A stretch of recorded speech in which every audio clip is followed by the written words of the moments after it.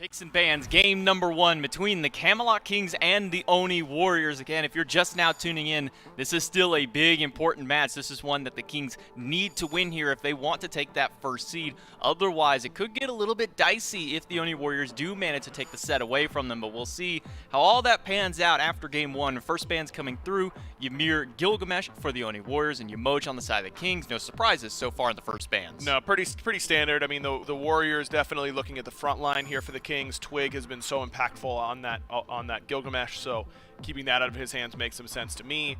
Osiris is the other one that comes to mind as the typical next jungler up. We're really the first jungler up, but Gilgamesh seems to get banned a little bit more often, at least for now, though I expect that to change a little bit as we head into playoffs. The Warriors now have to make a choice because if the Kings do a handshake deal on Osiris Tiamat, I think that they probably feel a little bit better about that because the Kings 3v3 has been very strong in comparison to the Warriors. So if you're getting power picks in that mid 3v3, I'd rather have equally strong picks, but with our 3v3 being a little bit better. And so I think that's what the Warriors are likely discussing right now. And I think one of the key things for Dart is for whenever he has gone back to this Hera, a lot of times he has genetics pairing up with him on the Khepri to give him a lot of extra safety. Hera, not the most mobile of gods, has some decent CC between the Polymorph, between Argus, crashing down into the midst of a team fight as well, turning it into a 6v5 in a sense, but it is a bit of a risky pick to pull it out first. We'll see where the options go. It'll be a Tiamat ban for the Oni Warriors and an Odin ban for the Kings after kind of remembering the show that Nika was able to put on with this god. No surprise to see it banned away, and that does end up leaving the Osiris open for the Warriors to take. And that's the right pick because Twig just controls the game pace really well on this. The Kings went through a phase, and I think that when I think of the Kings and their playstyle, I think they go through phases where they go with these different strategies, and then teams start to adjust. And then they change it, and I think that's a really good way to continue to evolve as a team. But they went through a phase where they were picking 4 late game gods and an early game jungler for Captain Twig, and just kind of letting him be the insurance policy that they wouldn't get steamrolled early. And Osiris is really good at doing that type of thing. So making sure that they don't go back to that same strategy, take away the Osiris from him. I like that pick from the Warriors. No surprise seeing Netroid top to the ROM. That is what he has prioritized very heavily. And just like I was talking about before the set, it's been dual lane prioritization from the Kings, making sure that dual lane is shored up early, and that's where they go with their first 2 picks. And especially when the top pick taken away is Captain Twig's most go-to god with that Osiris this phase at least. So with the ROM and the Khepri locked in, dual lane has been solidified for the Kings. So the question is, where does their section of the draft go next? Now the Oni Warriors, they have the option for 2 picks of their own. Could look to maybe get some dual lane, so that way it's kind of just that battle back between them. Instead, it's going to be mid lane battling it out for Hera, taking that one away. Oni Warriors will lock that in. Not do I just love it for Dardes, though I already covered that I do. I like it up against the Khepri because Polymorph is one of those abilities that if you're committing onto someone else, it's fairly easy to just turn and toss the Polymorph onto the Khepri, and all of a sudden he's CC'd for a long duration. It doesn't get DR'd, so even if he's been Terra rooted or stunned by Osiris or the Terra, it's not going to all of a sudden be a quick CC that he can still get his Scarab's Blessing off on the priority target. I like CC that covers a big distance or lasts for a long time when it comes to battling up against Khepri. It just gives you some counterplay options against him. So I like the Hera in that respect. But this was the pick I was going to mention, J-Mac, is that teams have really respect banned Variety's Hell consistently throughout these last few weeks. I'm surprised that the Warriors do give him not only the Hell, but then the Khepri is the insurance policy to make sure that it doesn't just get one-tapped in a fight. And kind of the big litter for Variety is being able to have this Hell available, and because he locks in the Hell, we see the immediate ban of Cerberus, which has kind of been the go-to answer back with Hell's recent rise in the meta. Cerberus has been right there beside her the entire way, trying to bully her out in solo lane. See a little bit of that healing away through his passive, but immediately the Kings ban that away, and the Oni Warriors will take another shot at Captain Twig, banning the Erlong Shen since the jungle hasn't been locked in yet for the Kings. Kings still have a little bit more option to try and deal with some of the front line that's still remaining for it. Maybe take another shot at the solo lane, or they can take a shot for the Hunters. Instead, it will be a Cabrakan ban. Well, the Hunter's still open, and that includes Artemis, interestingly enough. So Vote does get his choice of the premier Hunter in the meta, in my estimation, because the Kings continue to not really prioritize it super heavily. I think that that's where I'd expect him to go. It's a matter of now what Nika wants, and now you get an opportunity where if you're the Kings, I think you're almost certainly just letting Captain Twig see the entirety of this draft, because if I'm Big Man Tings, I know their support. I know their mid laner. I know their jungler. The solo laner does put a lot of pressure on you, but I already know the main things that I'm worried about in the draft. I think I'd be comfortable taking my mid laner in this slot and allowing Captain Twig to see the entire draft before locking in his pick. Yeah, you've seen the 3v3. You know what you're fighting for the next 15 minutes of the game. Now, there is still some flexibility with the Osiris. They could throw us for a curveball and maybe toss the Osiris in the solo lane, but sure, that'll kind of just depend on probably what gets picked next. Is if there's something that Erlang or this Osiris can't really deal with as a mid lane selection, maybe they do throw Osiris towards the solo lane. So we'll see what the Kings elect to draft here, with the Giannis band just taking a shot at mid because they're not convinced that this hell is going to be going mid. They're more than likely going to be throwing it the way of variety. And Captain Twig going to be going back on this Ratatosk. We've seen him a few times now, and Captain Twig did have a victory with him the last time that he pulled him out. What's up with this Ratatosker rise here? I don't know. I'm still a little surprised by it. We talked about how junglers are not necessarily your hard carries. They're your setup people, particularly early game. They're most effective with their pre-5 ganks, and then after that they start to fall off. Rat's one of those picks that brings utility throughout the game no matter what. Got a good knock-up, stun, prot shred, has some mobility, can build hybrid, which is pretty common in junglers, and so he kind of checks all of those boxes. So not too surprised, at least, that he goes back to that. But this is the real surprise, that Jormungandr comes out. But if there's anyone who's going to pick it, it's Nika. He loves this god. He always has. He's a Yorm main, one of the #1 Yorm abusers whenever Yorm was one of the best picks. And I think he's just going to try and make it work here up against the Kings. It's the only other person who has played it so far in the Pro League. Only one game so far with this Jormungandr after his recent buffs in this patch. And there's been buff after buff for this god to try and find a good point for him, and it seems like Nika finally thinks that there may be some viability for this Guardian, so he'll be locked in. And there's a Raijin hover there, which I'm really surprised we got this far down the draft and Raijin wasn't even looked at. Should be a win for the Camelot Kings. Yeah, the Oni Warriors looking for an upset here, Dave, and they've got a good composition for it. The Oni Warriors have the added benefit of being one of the only teams, if not the only team, to have a Hera, or maybe just Dardes is the only player It might just be Dardes to have a Hera. I mean, it's hard to play against things you're not used to, right? So, assuming that the Camelot Kings and the Oni Warriors aren't exactly scrim partners, you got to think that the matchup knowledge isn't quite there, and Hera kind of dictates you need to know how to play against her. She's got great survivability, sure, and a bubble buddy. Pretty nice. On the flip side of that, I'm not sure how used to Kukulkan the Oni Warriors are going to be, right? I mean, big man Tings on the Cuckoo in the mid lane.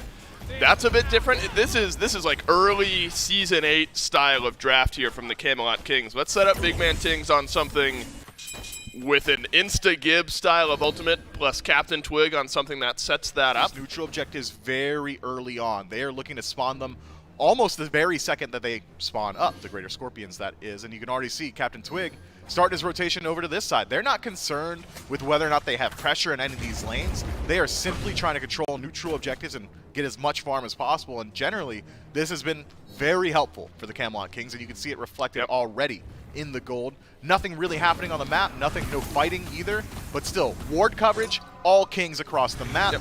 Gold coverage, also them by about 500. Well, you might have cursed variety here, Mifflin. Cubo Fred onto the right side of the map. One sash is on out. Cleanse is there to keep the stun from connecting, but Nika and variety, or Nika and Cubo Fred rather, have enough range onto variety to pick up first blood. So the hell kept in check early on here. And it's Nika on the Jormungandr with a little bit of extra damage early in the build, able to put variety down. That's great timing from Cubo Fred. May have been one of the last opportunities to go for that, but maybe gets himself cocked. Watch out. Captain Twig dunks down, but doesn't end up getting the knock-up. The stun is there on the back end, and he whirls him to the grave. Captain Twig able to answer back. That is unfortunate timing for the Oni Warriors. The blue buff now up on the right side of the map. Dardes is going to rotate over. And that'll keep Captain Twig at bay. Argus was ready to go. And that's a sneaky amount of damage. Charon's coin early on in this build for Dardes. You drop down Argus.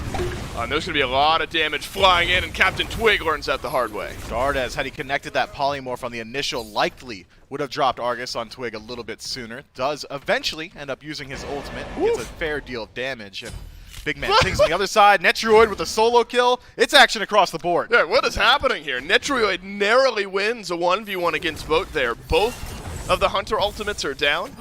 And so you imagine Netroid just sent the last couple of snipes through to clean up the kill onto Vote, who may have used that airstrike defensively, I imagine.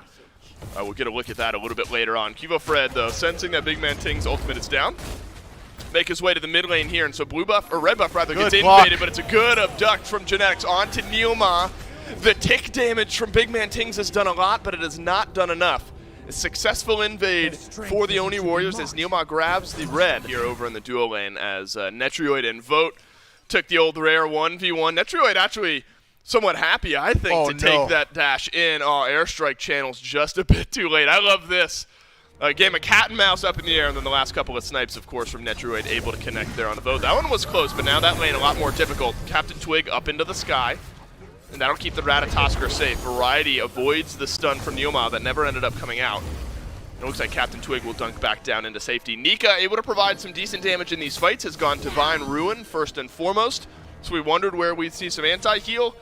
So early damage on the Jormungandr actually feeling okay. It is. He's got decent just dive potential as well. The stealth in, and Vote maybe looking for a 1v1, the revenge kill, but not going to pan out this time around. Got to imagine that Vote is going to play very passive until he gets that next item completed. The Rage is the second item slot. This would be difficult for Genetics and Variety, though. Nika takes a lot of damage here. That's what you're sacrificing, right? I mean, Jormungandr such a big target to take a lot of damage, and you're sacrificing a lot of that. No! Just gonna get walked down. You gotta hit one here, Netrioid. One gets used. That target is real small here around the corner. No good on the second, and Vote with 28 HP, able to stay alive. And Nika with also red HP keeps himself on the map. Now it's gonna be red buff invade by the Oni Warriors. Earthen Fury down by Neoma. Captain Twig wants nothing to do with it, though. And this is what you have to do if you're the Camelot Kings. We've got advantage on left, advantage on right, and a tier 1 tower goes down in the solo lane. If you guys haven't been tuning in for the Monday content days, you would know Netrioid is the most soloing-ist player in the Hunter role. He gets the most solo kills, is what I'm trying to say, and he adds one so far inside of this match and looks to add another as Dardes finds Big Man Tings. Oh, and it's a great target for Argus. Big Man Ting's health is going to absolutely melt here. Neoma does some good damage. Spirit of the Nine Winds just separates out the last bit of this fight. Genetics pulls Dardes right back into the fray. Variety is here from the solo lane as well, and the chase is on. Beads get used by Dardes, but Captain Twigs got a whole lot of damage. Neoma claps the wall for 3 stuns, but it's a double for the Ratatosker, and the Camelot Kings are rolling. It's just Twig has so much damage, catches out Dardes isolated, and here's where that early objective play comes into play. The Camelot Kings spawn this at about the 5-minute mark, and off of just 2 picks are going for the goal. Nika is here from the solo lane. Look at Captain Twig. He could re-engage. It could be a Fury and then some for the Camelot Kings. Is Cubo Fred the dunk target? Yes, he is, but he won't be hit. No stun, and the Lord of the Afterlife secures the exfil for Cubo Fred. So it's actually, it's a kill earlier on before the Gold Fury, and then Gold Fury, and the Camelot Kings widen up that gold lead. Tolkien is a god that transfers mana directly into power, so he's getting the double whammy. That is a huge power spike on the item itself, and just a great passive to utilize all that mana sustain. Can Variety sustain himself on the 2-man tower dive? World Serpent from Nika will do just fine in closing that gap. Variety is dodging out a whole lot. Cubo Fred still tanking up the tower. No way. Variety nearly turns around the kill. Nika finally gets it. Can Captain Twig get to the right side of the map in time? Does not have his ultimate. So it seems like Cubo Fred and Nika will narrowly escape. Bro, if I'm Variety there, I am raging. Captain Twig is on the hunt, but gets there just in time to watch Osiris go down the drain. Variety Divine Ruin now into a little bit of defense as he picks up the Genji's card. And so the Oni Warriors are going to have to lean on their solo laner once again. This is a strategy that the Oni Warriors have had to employ at different parts throughout this year. And the carry potential of the Jormungandr will certainly be put up to the test. And he doesn't have nearly as much as Genetics does pull in Dardes, forces out the beads, and drops him just below half. Dardes will use Argus, but Captain Twig able to dash away. The Cosmos is One, there. Oh wait, the stun! Netrioid, how could I forget? Dardes seemingly did. And Netrioid, he has been absolutely on point with the snipes on this ROM so far this game. The Camelot Kings playing like a team that does not want to leave things up to a tiebreaker. They don't want to leave things up to chance going into the Phase 2 playoffs. They want that first seed. And if they're playing like this all day today, they might get there. Are you kidding me? Big Man Tings from downtown wipes Neoma from the map. Big Man Tings just does it all on his own here, and the Camelot Kings gonna use that pressure to push into the tier 2. No way Cubo Fred wants to fight this, right? I mean, yeah, you're under a tower, but you're against 5 of the Camelot Kings. That's Lord of the Afterlife into the backline. Big knock-up on the other end from the Oni Warriors, but look out for Captain Twig. He's gone into the tier 2 tower. That'll finally separate out this fight. There was some good damage from the Oni Warriors that makes the Camelot Kings think twice. Yeah, he's doing a because little he's waddle. hovering, it's a little bit different. Point still stands, though. That big man Tings is having a game. He is 3 levels up over Dardes in the mid lane. 2 levels as I finish the sentence. So Captain fast. Twig, 3 levels up. Immediately over to the Primal Fury go the Camelot Kings. They've got their ults to secure this one, and the Camelot Kings secure it indeed. Argus is going to make things interesting, though, as the Camelot Kings have to avoid a whole lot of damage. Cubo Fred gets the knockup from Captain Twig, who's down from his ultimate, and Netrioid peppers the front line with the snipes, but he crashes right back down in front of Cubo Fred, and the Oni Warriors have found a rare kill here. Can the World Serpent proc that Scarab's Blessing? Big man Tings will get away for the time being, and now it's timed out. It's a disengage fully from the Camelot Kings, who are forced to retreat here.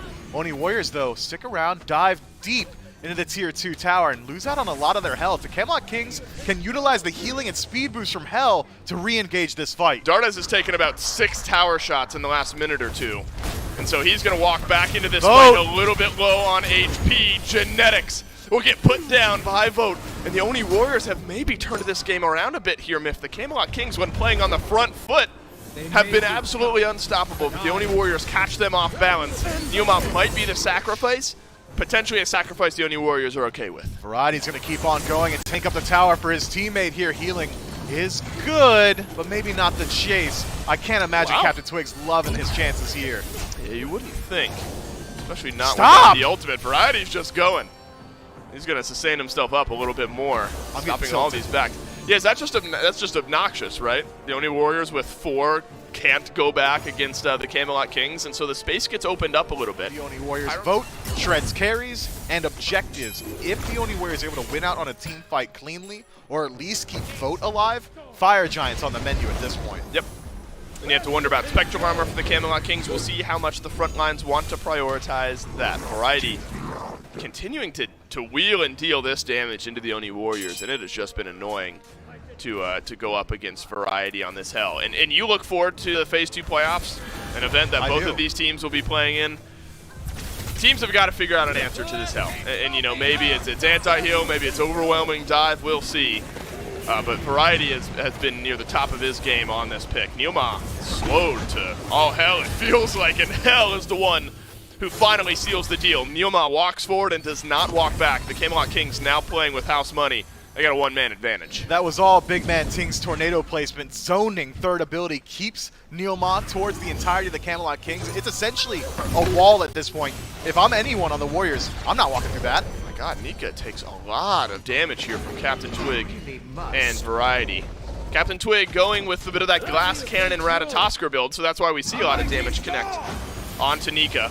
Right back to the FG go the Camelot Kings, though. They're going to be able to do this one somewhat quickly, and they have Spirit of the Nine Winds to capitalize it and really seal the Fire Giant secure. Cubo Fred walks in and uses Lord of the Afterlife to walk out, but it's a good route from Genetics, and Tornado is still weaving in some damage on the backline. Can Twig and Variety close this gap? Well, when he got into the Cosmos, the answer is almost certainly yes.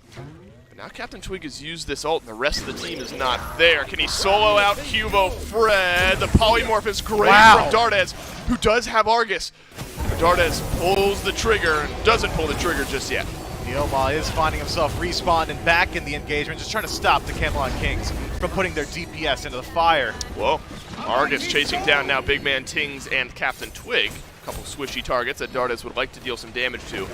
At this point, Argus is down at half HP. You just like to back up if you're the Camelot Kings, sustain up with Variety.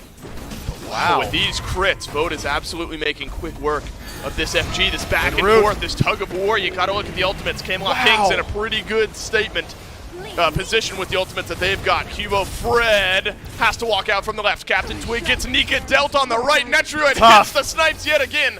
And Dardes finally in the grave. If you're the Warriors, you got to win that first fight. And you don't just get damage. You don't force them back. You have to get kills if you want to win these engagements. Variety keeps the whole team topped off. Can Neoma make some magic happen? He is around the backside of this FG pit as it's continuing to be worked out by the Oni Warriors. Spirit of the Nine Winds will not only secure the FG, but it'll deal some damage to Neoma. And this is the tipping point in this game. The Oni Warriors had a foothold, but that foothold has crumbled. Desync's deaths as well. 20 seconds on Dardes, 20 seconds on Neoma. And it just felt like the Warriors were walking in one at a time. That fight starts, Cubo Fred blinking in to buy time on the Fire Giant. Does survive for a little bit thanks to a missed pluck from Genetics, and then who walks in after that? Neilma on his own, loses out on his life. Dardes gets caught out by the root. The Oni Warriors have not been able to group up as 5 on a defense as of yet. Not yet. Now maybe with some of the respawns coming out, they might be able to. Nika cannot even make it into the World Serpent because Captain Twig is on a rampage and he's got a double kill. 604 on the glass cannon Ratatosker out of the jungle, and those cannonballs are melting the Oni Warriors this game. Now it's time to push into that mid-Phoenix. The Camelot Kings not going to leave it up to fate. Don't want to put it on a coin toss. Instead, strip everything that they can on the map. Now defense is removed. Titans opening up. Oh, and there's a root onto Neilman. Watch that health bar go. Oh, it's a big Argus from Dardes, though. And that'll keep the Camelot Kings at bay for the moment. Netroid is in the sky, and these snipes have been feeling it all game long. 1 hits on Devote, but there's still Argus as the unofficial 6th man here for the Oni Warriors, but 2 are still dead. So there's only 4 on the map for the Oni Warriors. Captain Twig, unstoppable. 3, Big 2. man Tings, insatiable, and the Camelot Kings take game 1. Convincing win for the Camelot Kings here, Dave. That was unbridled Moments aggression. there for the Kings where they said, okay, Captain Twig, do whatever you want across the map. He says, you know what? I'm going to make sure that Variety's okay. I'm going to keep him in check more than anything else. And so Netroid says, no big deal, boss. I'll deal with the left side of the map. You see the first solo kill here. He actually almost got a second one not too long after that. But Netroid able to hold the fort down left side of the map. It allowed Captain Twig to rotate wherever he was needed, whether it was solo lane or mid lane towards some of these objectives, and help keep his team in check, make sure to keep them up ahead in pace. And, well, once they finally established that early lead, the Camelot Kings never lost it. They were really good at keeping the pace high and not allowing the Warriors some moments to farm back up. Not that it would have really mattered too much, I don't think, just based on composition alone. The Kings build for this type of time, for the late game type of fight, and if they get there ahead, you've got nearly no shot at coming back. Looking across the board for some of the hunters that Netroid has played throughout the course of his last few games, it's 2. He's played 2 different hunters over 14 different games, Rom and Izanami. Maybe it's time we start taking a look at Netroid, maybe get him on something that he hasn't been playing pretty much all way. Yeah. We'll see what new adjustments have been made for the Oni Warriors looking towards this second game. The hell was a big problem for them. One of the things that it's talked about so much is, do you throw a ban towards X-God because it performed so well in this game? And I think that X factor for it is, do you maybe throw a ban at Ratatosker to try and keep it away from Captain Twig, or do you just go, well, maybe we just try and push him towards something different? I mean, they took the Osiris away from him, and he didn't seem deterred one bit. No, he looked great on the Ratatosker. I'm fine with a bottom 2 rat ban. That doesn't offend me at all. I think that makes sense to me, but certainly not top 3. You just don't have the space because you've got to ban Hell now, and that's exactly what the Oni Warriors do. But that does mean the Gilgamesh is now open because that was their ban in game 1. Osiris. And Osiris still, because the Kings stick with their exact same 3 bans. So you're left with a choice, and you get the same Osiris, but now Twig has his choice between going for the Gilgamesh or something like that Ratatosker once again. We'll see what he decides to go with. First ban's through were the Hell, Ymir, and Tiamat. Meanwhile, flip side, the Kings take Odin, Serket, and Yamoja, so no difference in their draft. The only thing that changed amongst all of it was going to be the Hell, which was, I believe, trade out for Gilgamesh this time around. So the Kings can take Gilgamesh if they want, and I think this might be the best time to take it because you can run the Osiris-Gilgamesh combo lane. You can throw Osiris in the solo or into the jungle. Same with Gilgamesh. You can flex between those 2 for it. And the Kings, they're going to focus up their duo lane early, make sure to get Netroid back on his Rom for a first pick again. Yeah, why wouldn't you go Rom Capri here if you're the Kings? I mean, maybe if you think they might take the Gilgamesh and the Osiris, that's a fine adjustment to make, but I was going to say, I doubt that they make a change. And it's no surprise that these 2 continue to get picked together. Their win rate's very close. 68%, I think it was, for Rom. 69% for Kepri. So they're winning at very similar clips. And the Warriors this time around are going to take the Izanami, trying to get something going here for Vote to try and turn it around.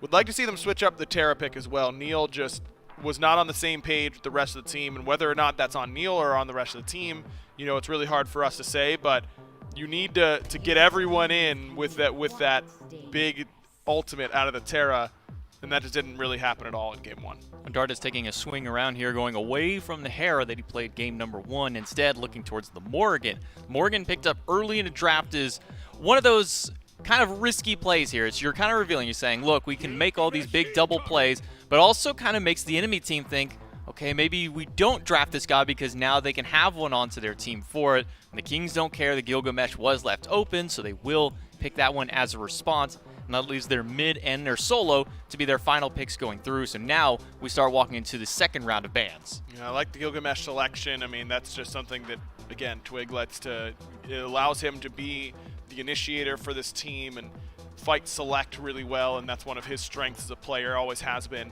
in his career. And you look at what the Oni Warriors need now, they just need frontline to lock in for this Morrigan and Izanami. So what are Nika and Neil going to go towards? I mean, Kings are probably going to just be looking at Nika's God Pool, as that's really been the star so far this season for the Oni Warriors. The Warriors, when you've got two different roles that are as different as mid and solo lane, I wonder which direction they're going to go. I mean, do you really have to ban Kukulkan? I wouldn't think so, but if they don't know what else to go towards, you can always just toss it towards what they blocked in last time around. I'm honestly shocked that Cerberus has made it to second phase of bans both of these games. This may not be the Nika pick necessarily, or maybe even a variety pick, but just in general, this god has been so much of a nuisance for just about every single team that he gets drafted up against. The area control that he has with Stingent Torment, the shred that he has from that Ghastly Breath. I'm just shocked that pretty much not everybody is picking up this Guardian for solo. He's been prioritized pretty highly, and a lot of teams have been picking him pretty high, but you're right, the Warriors and the Kings both have let him go down, especially whenever the Hell got locked in on the other side. They picked it right before the ban phase so that they could make sure that Cerberus gets banned away. And with healers starting to become more and more prevalent and more successful in the SPL meta, I think that Cerberus's value is just going to rise because of that passive. The Kings will take away their own Terra, because they've already got a pick for Gen X, so they don't need it necessarily for themselves. Instead, it allows the Oni Warriors to take away the Giannis and the Xing Chen just to get some of that front line away and strip that one away from Variety. But Variety doesn't care about that, because thanks to Hardcore, now we get to be seeing a lot more RDO in the meta as it's been locked in here for the Kings. And really thanks to those buffs in the last patch more than anything else. I mean, you get 2 seconds off your first ability, which counts for both Druid and Bear Stance, and you now move doubly as fast whenever you're dashing in Bear Stance. So a much faster dash, covers a lot of her weaknesses that she used to have, makes her that much more of a lane bully, which she already was. Think that she still struggles when it comes to the late game. It's hard for her to find fights where she doesn't just get blown up for not having any CC immunity, doesn't feel like the tankiest Guardian the vast majority of the time, oftentimes an easy target in your late game team fights, especially in a meta where the Hunters and the Mages are doing so much damage. But personally, I love the utility that the RDO brings. I think her healing is really underrated in what she brings to a team composition, and her lockdown, of course, very good as well. Oni Warriors with their final 2 selections. Their first one is going to be Hercules, and then a Cthulhu to round things out here. So it will be Hercules going support this time around. Neil Ma going to be piloting that god, Osiris into the jungle, and Cthulhu solo. At least that's where I imagine everything is going to lie out for these teams. Camelot Kings, they're still looking for their final selection again, leaving it for Big Man Teams to be the final lock-in. And I said I was shocked at the fact that Cerberus was being banned away in the second phase. What I'm even more surprised is with how successful Raijin has been in the last 2 weeks of play, that he's even open not just once but twice as a 10th pick selection. Yeah, and they're going to take him this time. This is the right call. I mean, Raijin is just Raijin. Like, he's going to do it all for you. He's got good early game. He's got great late game. Some great damage to play around is the word I'm looking for here. Big Man Tings had a great game in game 1. Neftruid on the ROM gets to run back. The snipe rate, I think, was pretty high there, so the carries have to be feeling good. Yeah, I like this draft from the Kings a lot, and this RDO is going to be a central point for it going forward. I think that it's got great CC lockdown, decent sustain. She has got all right ability to keep track of Dardes inside of the stealth as well as Vote.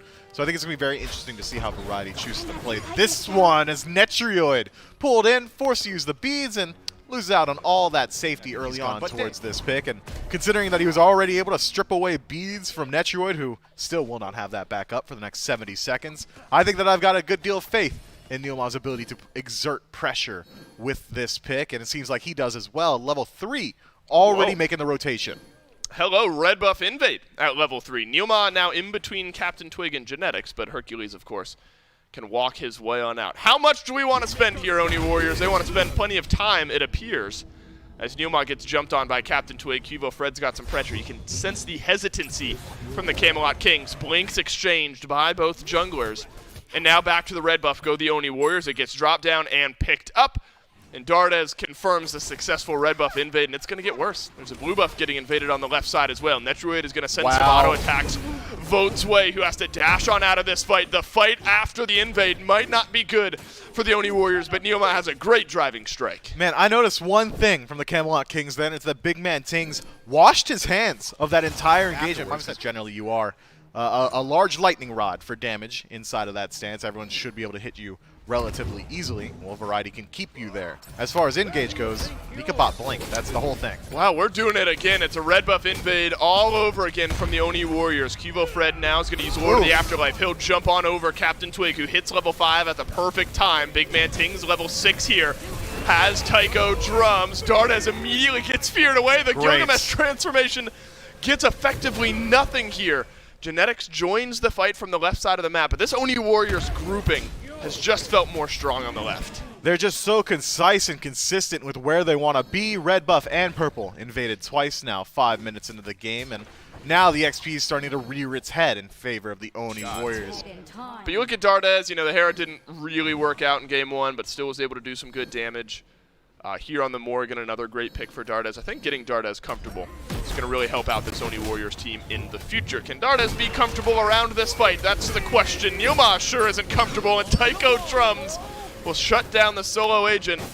And the red buff is up, and the Camelot King showed up in force, sensing the Oni Warriors might be there. Neilma just trying to create some space and open the opportunity for further red buff invades. Puts himself out of position a little bit too far forward for the rest of his team. Engage work than anything else. Yeah, but now he should have his metal tested, his timing tested with the Scarab's Blessing, especially with Neilma playing as well as he has been for the last 8.5 minutes. The pulls, the displacement have all been so strong. Man, you and I are really good at our jobs, man. If we're talking about the engage that the Khepri's been providing, and we get to see it You again. were, not me.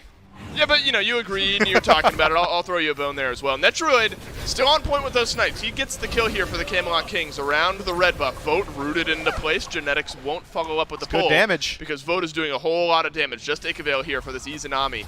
But the stem so strong. Netroid just outboxing Vote, who has to dash away. Dark Portal's still there for the Iza. No snipes for Netroid.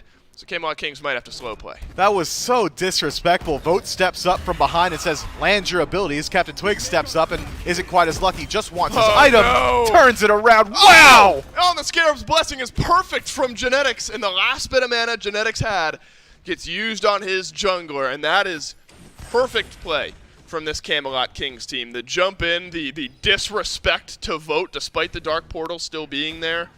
And then Twig gets the old escape rope there out thanks to his support. So the Camelot King's starting to roll here, Miff, and 2,000 gold up, 9.5 minutes in. With the way things are trending, you know, the Kings definitely on track here to winning Game 2 and stamping themselves as first seed in the Phase 2 playoffs. I don't think Twig... Well, okay, that was just a really cool interaction. Yeah, that was nice. Stuns it out immediately. I don't think Twig even wanted to take that fight up against Vote. Instead, he was just going to go finish his quest. He's trying to get his item from the map, and he does get a shuriken selection from it. Probably something Run with it. he's not looking to Run with finish it, going baby. forward, but... Instead, finds himself a kill almost as an afterthought as well, maybe more disrespectful, not even thinking about Vote and still walking away with it as Variety. He just doesn't care. He just doesn't care. Why would he? Look at the non-amount of damage that he's taken. He is in a He's winning 2v1, this. and he is winning the engagement. No, you can't do it. No. You can't do it to Cuvo Fred. Cuvo Fred needed the dash in from Nika because Variety was winning that 2v1. And this Ardio, just one level up over Nika, has been running things. Variety's been at the spear point. He's been at the forefront of a lot of these solo lane meta changes, and he's been playing a lot of them well. Neilma in range to steal this Pyromancer away with Excavate. If the opportunity is opened up, Dardes could do the same as well. But So tanky. Variety's not someone you want to fight. I thought we've learned this lesson already. Dardes transforms into the Gilgamesh, sends the dropkick one way. Neilma uses the Excavate to try to fight back in on the other side of the map, but Variety will calm down. Variety cannot be stopped in the backline, and Cuvo Fred, not nearly as lucky, falls down low, picked up by Captain Twig. This is where the Camelot Kings start to run away with these games. Nika's going to get run down by the rest of the Kings that are on the right side of the map, and this is the type of moment where, all right, Neil dies. Maybe we get out. Nah, Kivo Fred now dies. Nah, Nika's still here, so Nika dies. And then Pyromancer's still here. And what was a 2,000 gold lead a moment ago, Myth, is going to become closer to 3. This whole last weekend is really about the final spot checks on the 6 teams that are going into the Phase 2 playoffs. And the Camelot Kings might be looking the best because this is happening effectively on cooldown. Kivo Fred getting bullied by the right side of the map. Variety on this RDO has become a real problem. So now you're another team. You're wondering, do I ban out the RDO? Do I have to ban out the Hell? What can I ban out against Variety? Because then we have to worry about Big Man Tings. Netrioid on this ROM has looked incredible. That's just one ban. Surely we can throw one there, right? I mean, I'm not sure, Myth. This Camelot Kings team, it's going to take a lot to beat them. It's a 5-headed threat, as you said, and when you got 5 threats, Neilma is going to feel the pressure of them drop down low incredibly quickly, is able to use the driving strike, though, to disengage. That said, on the left-hand side, Tier 1 tower removed, Netroid able to pick that one up, and just in time for Gold Fury to spawn up. Camelot Kings, now with the defensive positioning, are posing a difficult question to the Oni Warriors, who are about 5,000 gold down at this point. Do we want to go down 9, 6,000, 7,000 gold? Or defend a Gold Fury? Right, this is the type of fight that you just lose. If you lose this fight and the Gold Fury, the game is effectively over. You have to feel like Kivo Fred avoids the last bit of damage, but Variety is in on the chase. Who am I kidding? Netroid's got snipes. It is a good scare blessing on the big man Tings. Nika starting to wreak some havoc in the front line of this fight, but how can you forget about the 5-headed beast that is the Camelot Kings? When one falls, 4 others stand, and Netroid is the one standing tall with a double. Neilma, healthy and happy at full HP and mana, got to watch on as the entirety of his team fell at his feet. Now has to pull on his hero's cape and try and put up a defense on this Gold Fury. Is spotted out. Netroid's low, though. Does not have Excavate, has health, and has mana. Crippled, by the way. That's about it. Yeah, can't dash, can pull, but can't dash. Gold Fury being damaged there it is. As well as Neilma. Oh, he's gotten the kill onto Netroid and does not steal away the Gold Fury. Will fall at the end. At least you've gotten a kill on the Netroid, who was on a killing spree, so that'll be some extra gold to Neilma. More gold than both Neilma and Vote. Definitely does not trend well for the Oni Warriors. So, you know, an okay fight back in around that Gold Fury, Myth. I mean, all things considered, maybe the best that the Oni Warriors could have hoped for is that you're able to at least get 2 or 3 kills while also losing the Gold Fury and everyone on your team. I think they could have hoped for better than that, Dave, but I'm not going to put words in the Oni Warriors' mouth. Captain Twig is going to put the sands of Shamash in their mouths. You broke me, Myth. That was good. Captain Twig gets the kill onto Dardes. Snipes from Netroid from the backline. He's going to keep this Hunter involved, but now he actually joins the fight with the good old-fashioned auto attacks. Neilma turns his eyes towards his recent nemesis and keeps Netroid just at bay a little bit longer, but the rest of the damage of the Camelot Kings is here, and it is a lot. Variety will knock down Kivo Fred. Tycho drums onto Neilma as the Hercules is plucked right back into danger. Unstoppable as Captain Twig, and the Gilgamesh remains undying. Man, Variety is allowed to do no wrong at this point, and again, another phenomenal stun to immediately stop the dash. Vote turns around to look into his assailant's eyes as he falls down. Someone's got to stop him. Someone's got to do it, man. Heal him up, baby. Knock him down. Nika might get the root. He's full HP? Transforms. Yeah, he's not taking any damage, or the damage that he is taking is immediately being healed. What a solo attempt this is from Variety, who is mauling, absolutely mauling. That's the name of one of the Oni his Warriors. 3, I think. Yeah. Right. That was nice. One of them. Appreciate it, Myth. 505 is Variety. 706 is Captain Twig. You know, Myth, this is an uphill battle in every regard for the Oni Warriors. We're 17 minutes in, and the gold lead over 8,000. Might be a steal attempt here that could pull some gold back for the Oni Warriors. And Camelot King slow playing it. Neilma dropped down to just below half just by the efforts of Captain Twig. Big Man Tings gets involved, and that should spell the end of that one. Credit to Twig, but damage from Big Man Tings. And you know what, Dave? I got to think that Vote is heavily getting some buyer's remorse here from this build, man. You want the tank shredder when you're getting shredded by the tanks, and Variety is shredding. Maybe that crit isn't looking so good. Critting Variety for like 100 damage, maybe 110 damage. Warriors back into this game. Shouts to the Birdman. That's right. You see that skateboard that he's building, by the way? No. What? I mean, I got to assume he's built a lot. No, well, we can talk about it after this game. If you're at home, you might have heard about it. But the Camelot Kings in a position, the point being, they're in a position where this game is going to be so difficult to turn around. Look at the duo lane. Vote trying to make the hero play. Steps in, misses the slope. Everyone misses and everything. Then jumps forward. Vote, you're dead for this, I think. Dark Portal did hit Netrioid, and Cubo Fred did blink forward, but Sprint used by Genetics, and yeah, there's an 806 Gilgamesh in the backline. Vote uses the Aegis, and that'll avoid damage from the second snipe that wouldn't have hit anyway, and there's actually a decent bit of pressure pushing forward now by the Oni Warriors, but it's the second wind that you have to be wary of. Raiju is melting Neoma, and this could just be the easiest kill of Big Man Tings' life. Neoma will dash away. The chase is on by the Camelot Kings, but Thunder Crash will seal the deal. Meanwhile, on the other side, Dardas and Nika have joined up inside of the jungle to look at Variety. They make eye contact like a Pokemon trainer across the lane. The last time I looked at Variety, I died, is what Boat's saying. Yeah, so that's why they walked away. They're gone. They left. Primal Fury goes the way of the Camelot Kings, and, well, with this lead and with Neoma dead for 10 seconds, maybe they keep up their aggression. Dardes. Well, how does he know? He pinged him. He's just that smart. That's so sick, actually. Genetics is just that good. Dardes stealthed around the red buff pit, able to pick up the red buff at least. But the tier 2 tower on left will end up going down. So Big Man Tings gets the first kill of the game for himself here. Was 0-1-12. And I'm going to ask you a question here, Miff. Please. As far as attractive KDA goes, and I actually can't go on with this because an actual important thing is happening here in this game, and that's the Oni Warriors starting up the FG. They're doing it quick. They are going to finish this one off, and the Camelot Kings will not be able to get the Fire Giant. What a call by the Oni Warriors to at least stabilize. At least keep that out of the back pockets of the Camelot Kings. A quick call and the correct call from the Warriors. We'll see how the Camelot Kings look to respond. You better believe Variety is going to be annoying. I mean, I don't even think with Fire Giant, anybody on the Oni Warriors can really put a stop to this RDO at this point. We have not had an opportunity just yet to see the double Cthulhu from the Warriors themselves. That's a lot of CC potential. Very easy to execute on when you're in a defense situation. So the Camelot Kings just spinning their wheels for now. It feels like Dardes just wants to be anyone that's not on his team at the moment. Yeah, everybody else is so ahead. Right, everyone else just feels so far ahead for the Camelot Kings. Let's see what the Morrigan chooses to do as the fighting commences. Captain Twig jumps on in. It's another Gilgamesh transformation for Dardes here. Plenty of crits and a good pullback from Neoma, but Scarab's Blessing is perfect from Genetics. Captain Twig does not proc the Scarab's Blessing, and watch out because Netrioids joined the fight.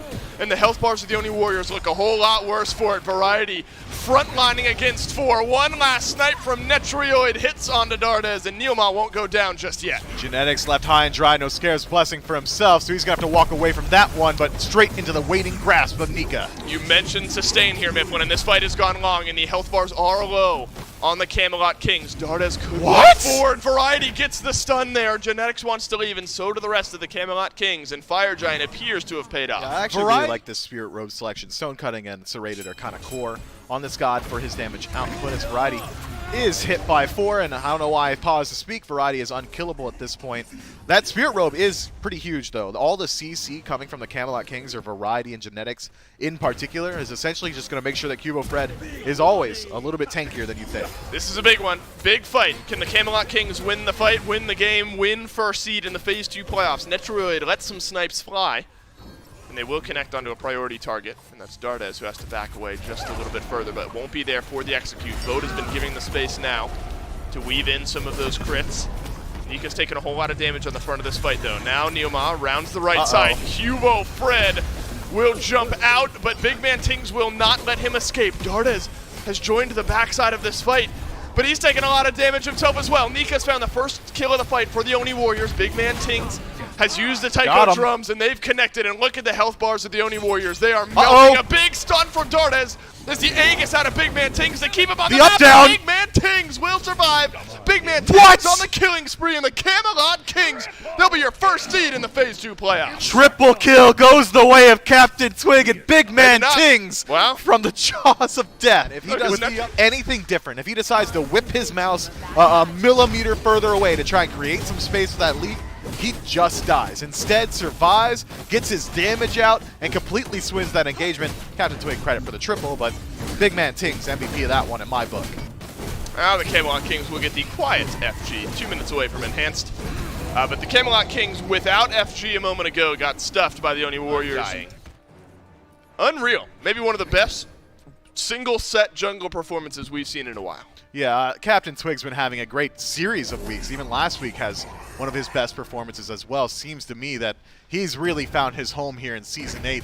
The jungle meta really favoring his playstyle, and now Camelot Kings really favoring this engagement. Wow, the Phoenix is going down quickly. Neilma is as well. I can't wait to say Camelot Kings are going to be your first seed in the Phase 2 playoffs and really mean it this time. I'm so excited. I'm chomping at the bit here for this fight to go the Camelot Kings way. Though, if we go to 3 games, that'd be a lot of fun as well. Nika is going to try to get us there, but his health bar isn't going to allow him to. Captain Twig has jumped into the back with 3 members of the Oni Warriors. The other 2 being melted away by the Camelot Kings. The Camelot Kings will be your first seed in the Phase 2 playoffs. Vote gonna try his best, and make sure you have to say it one more time just a little bit later. Turns his attention to Netroid, whiffs the ultimate, and dies to the support. Genetics, credit for that one. Yeah, man, I think the Titan's gonna die here. I don't want to play against the Camelot Kings if I'm any other team here in the, the Bolts. in the SPL Maybe. right now. Maybe the Bolts. No, I think they prefer not to. So the Camelot Kings seal the deal, and they are now your Phase 2 playoffs. First seed team. Yeah, we'll ride along this little train going here. Why not? Because we got plenty of space to go. I mean, Netroid and Big Man Tings didn't have anything to worry about in this game, it felt like, because it was just so easy to create space when you've got these guys in front of you, and that's the dream as a backliner, is you just hit the people that are hitting them instead of hitting you. And Captain Twig. This was kind of one of those plays where you just go, all right, there's no way he makes it out of here. He walked in to kind of push them back, but he was picking up his quest item. He walked up and said, all right, that's mine. Oh, you guys want to fight? Turns around, gets a drop kick, and then Genetics with one of the hottest Khepri ultimates to save his life from it all. This whole team is playing on a completely different level than we've seen them before, even in the earlier portions of this year. Excited to see what they're going to pull out of playoffs, man, because this is a team that you definitely have to watch out for. They go through these stretches where they just look completely unbeatable, and can they keep that up? That's the real question, right? Is how well can they continue on this type of streak? Sometimes this team does have a tendency to beat themselves in some ways, get a little bit too cute with some of the plays they're trying to do, or some bad calls towards the late game. It's been happening less and less, and that's as expected as a team like this matures.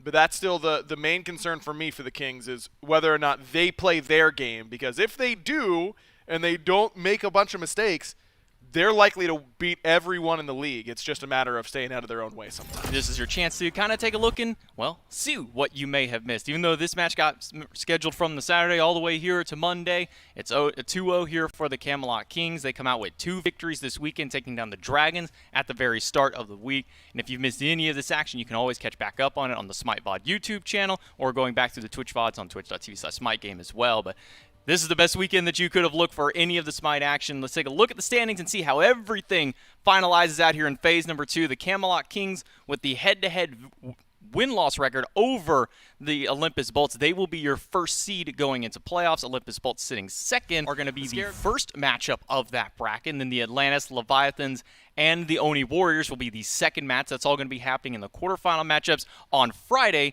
The Camelot Kings with their first seed. It shows where they are right here, but they get to pick who they're going to go up against between those winners of the Jade Dragons Titans and Leviathans Warriors. And it's worth noting, J-Mac, that they have to choose which quarterfinal they want to face the winner of before those matches are played. So it's just a matter of who they think will come out and who they think they can beat out of that. So it should be really interesting to see who they end up choosing. Of course, you guys can stay tuned to our socials at SmitePro on Twitter in order to figure that out, because we'll tweet it out as soon as the Kings inform us of their choice.